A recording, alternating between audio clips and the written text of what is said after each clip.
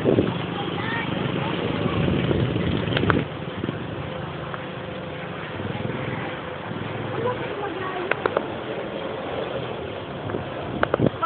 na kayo.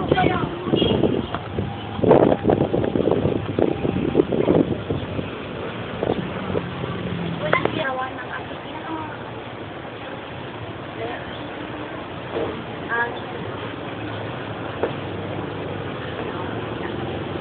Huwag na lang kayo mag-speech. Ako na lang mag-ano. Or ano, sa labas na tayo ng speech. Ano ko yun? Nag-uwi siya ari. Nagkala daw sa Rizal. Hindi ko. Magandang umaga sa inyo lahat. Andito ako ngayon sa Plaza niyo, sa Rizal, na kung saan may monumento niya dito na nilalagyan ng mga palamuti pagsapit ng Pasko.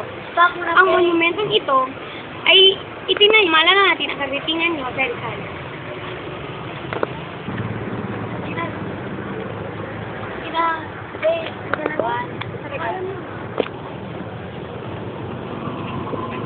Ang monumentong ito ay itinayo upang maalala natin ang kagitingan na ibinigay niyo sa Rizal. Ang monumentong ito ay ginawa rin upang ipakita na ang laki ng tulong ni Jose Rizal na ibinigay sa atin upang makakalaya ang ating bansa sa kamay ng mga dayuhan na gustong sumakop ng ating bansa.